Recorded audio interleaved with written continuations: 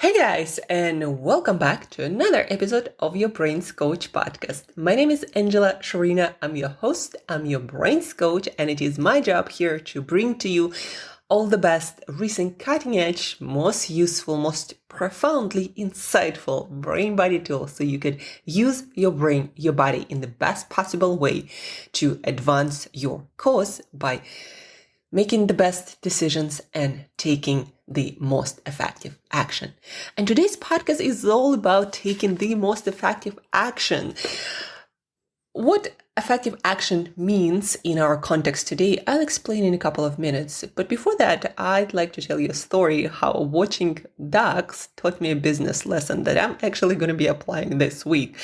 And that might have been a profound insight that I have not seen for my entire life. And that's why I failed more times than I could have in other ways. Well, that's just the theory for now, but the lesson felt very profound and very personal in my life. And that's how I decided I'm actually going to follow the advice brought to me by life and nature and ducks and walking in the park on Sunday morning.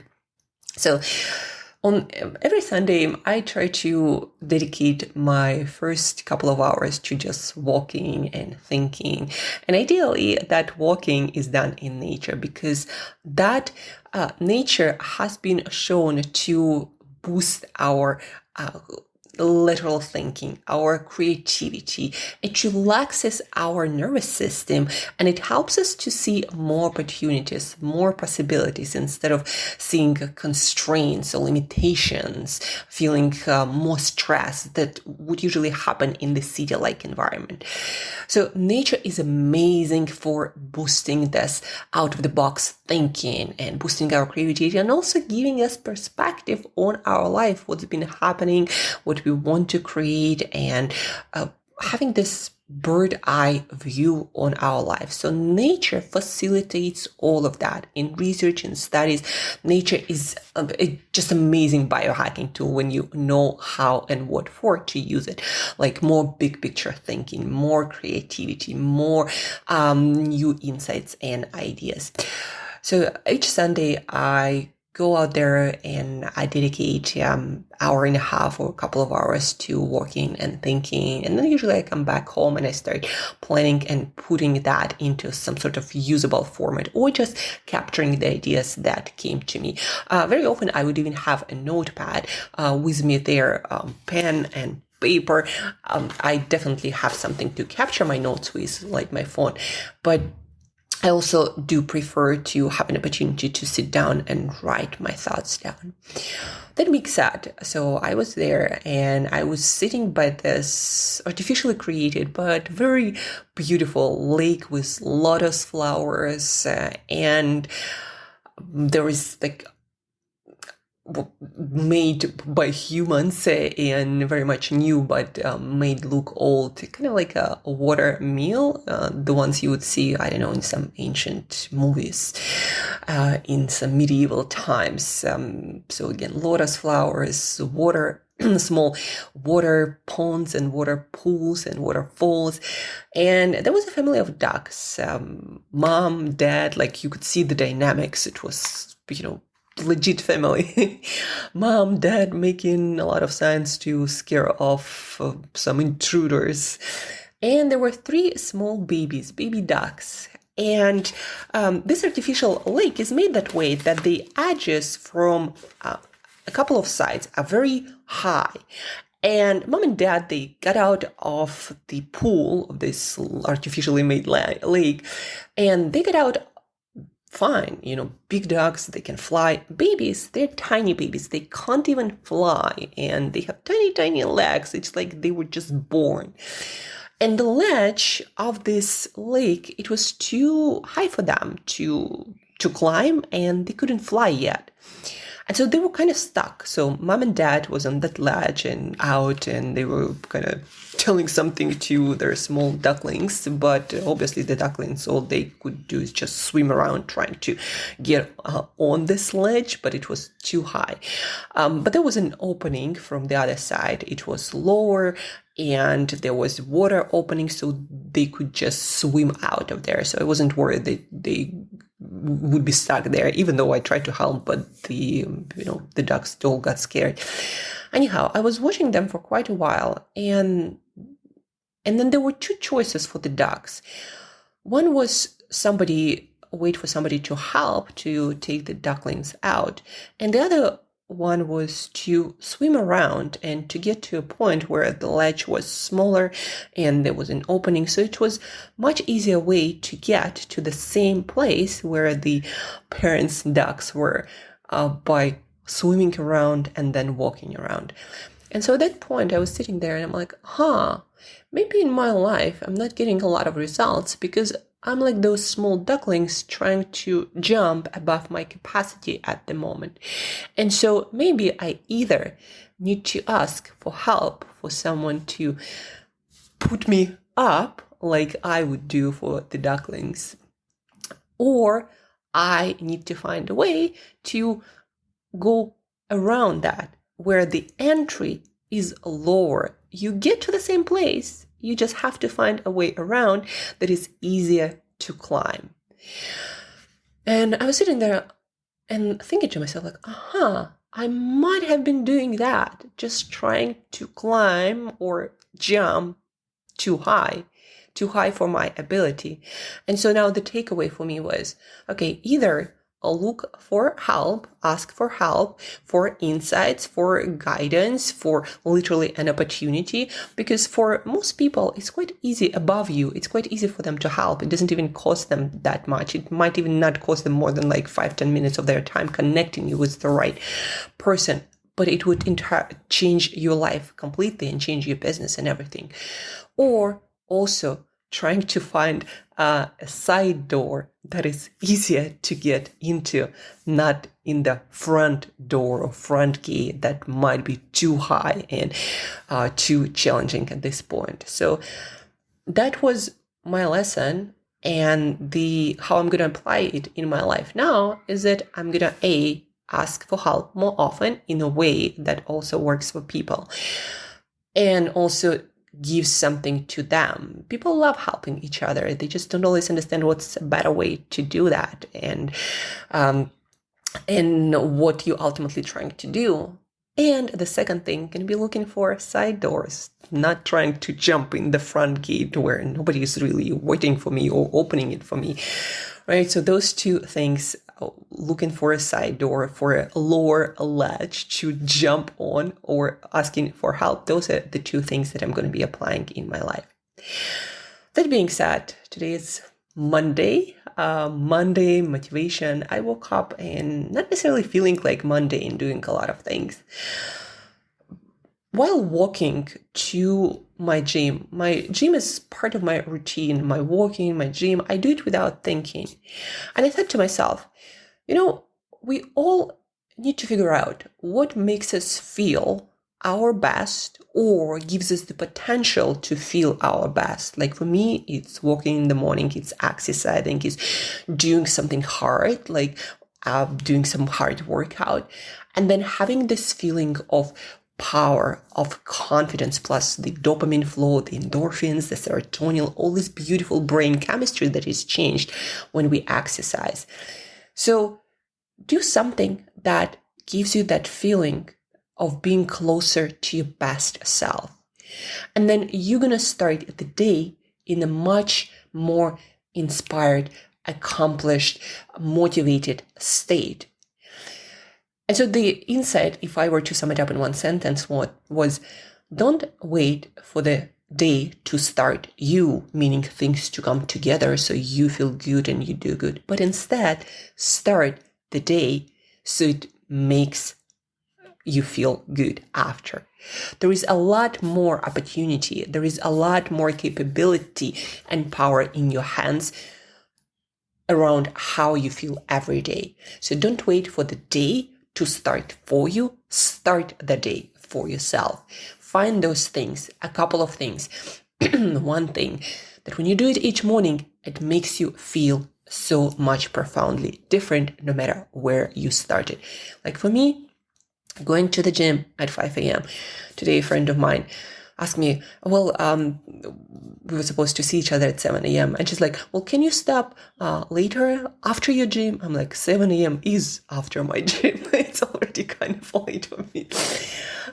So anyhow, don't wait for the day to start you. Start the day instead. Figure out those couple of things that make you feel good, confident, motivated, powerful. The next one I wanted to share with you is what I'm also going to be applying in my business and in my life. And on Sunday, I'm going to do an extending workshop with myself. Pareto principle, the 80-20. So I'm working with a few entrepreneurs specifically on their productivity and effectiveness. And 80-20 rule, everyone understands it. Like, 20% of my efforts on my work, on my products, on my services deliver 80% of results. But not so many people actually apply that to the scheduling of their activities. And that's where the biggest loss is for your potential or potential of any leader entrepreneur.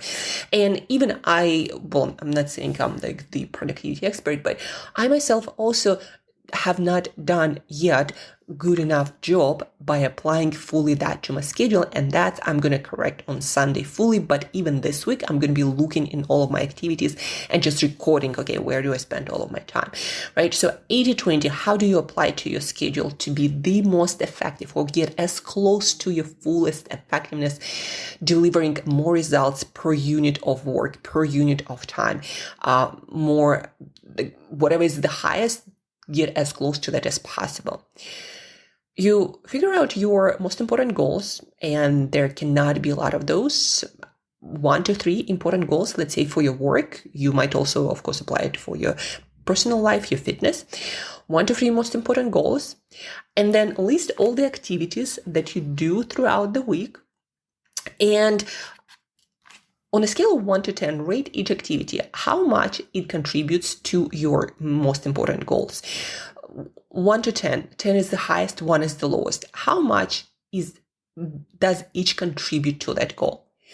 And then figure out like the higher number, maybe 8 to 10 or 7 to 10, and then leave in your calendar for the next months, last months of the year, guys. Ramp up your effectiveness to prove to yourself that even in the last months of the year that is shorter, and everyone is going to start taking vacations soon after the December 20th. Even with that, if you maximize your effectiveness, prove to yourself and show to yourself how much you can accomplish. So let's finish the practice. Okay, you have 1 to 3 most important goals in work. Now you list all of the activities that are related to those goals, and you rate each activity on a scale from 1 to 10.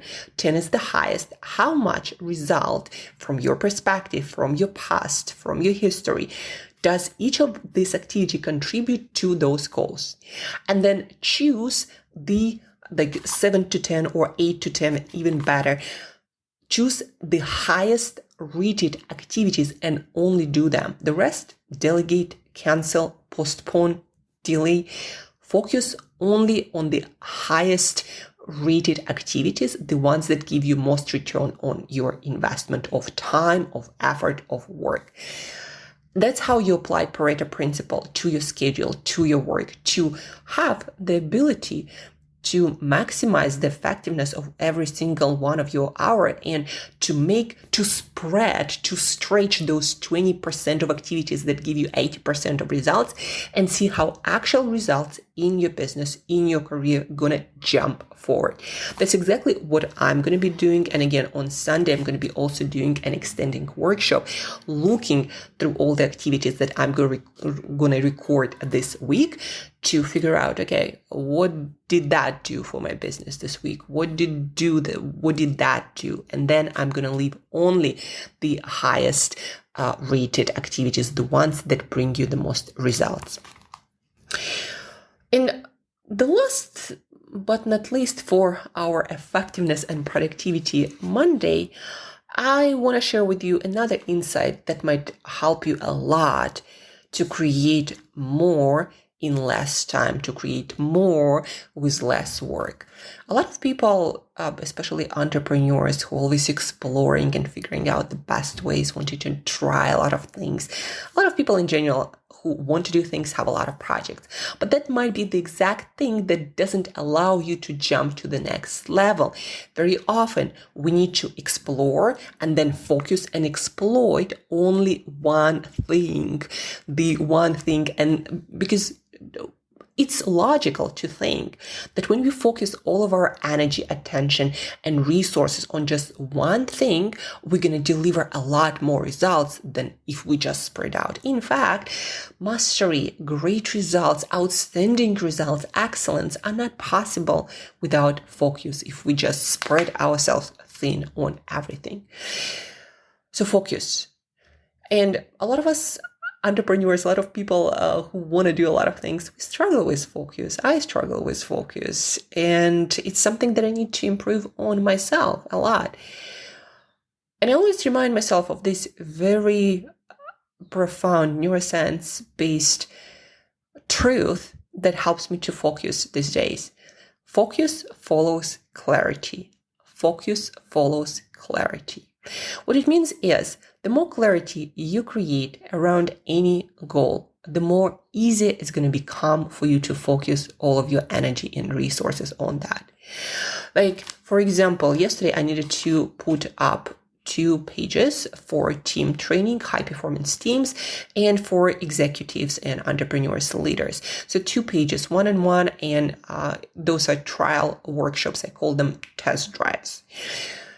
And at first, it was like so complex and so vast and overwhelming in my head. I'm like, well, how do I do that? What do I need to put first, second? I need to create, design the whole page. It sounds so complex.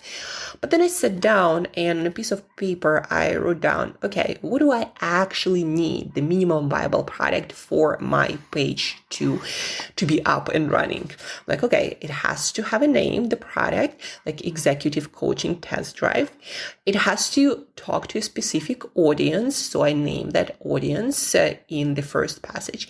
It has to talk to pain points, like what the problem am I solving with this specific training? Why do people want to sign up?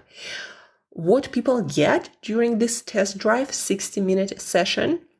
By the way, all of that is available and up and running on brainbreakthroughcoach.com, effective executive test drive, 60-minute session, and effective team training for effective execution, training for ambitious teams.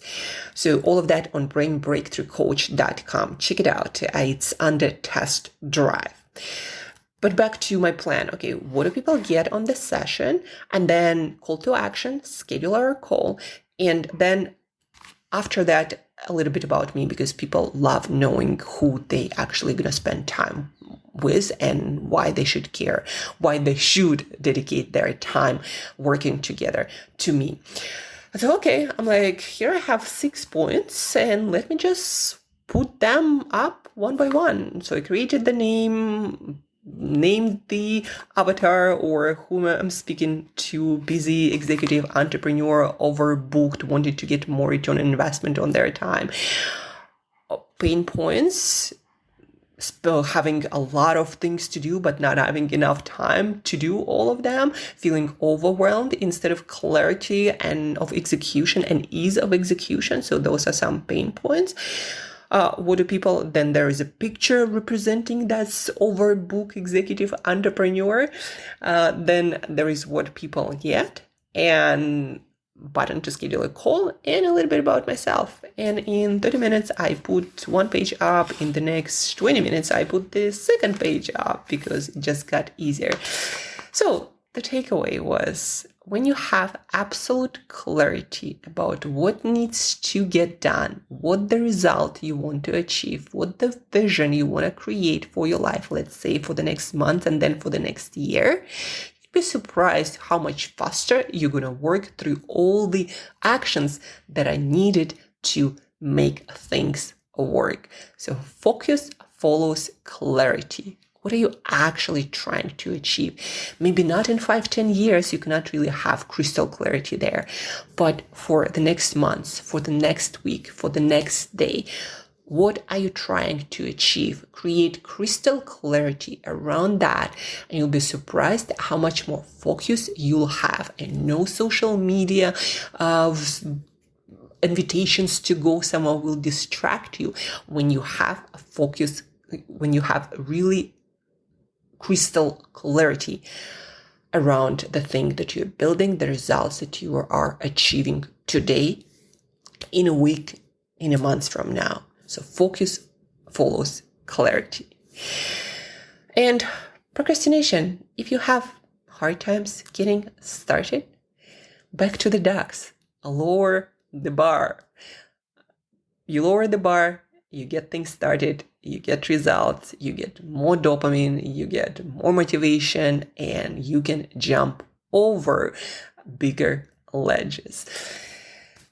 That's about it, guys. Hope you found a lot of insights here about how you can approach your work to make it more effective, how you can approach your schedule to be more effective and get more return on your time, return on investment of your time, of your energy, of your money, of all of the other resources, not least of which is your cognitive resources, your thinking, your ability to create ideas and innovate and solve problems and come up with solutions. All of that, those are limited resources. So think about the 80-20. Where is my 20 that brings me the 80, and how can I maximize it? And start with your schedule. What are the 20% of activities? And maybe even do it like I'm doing it right now.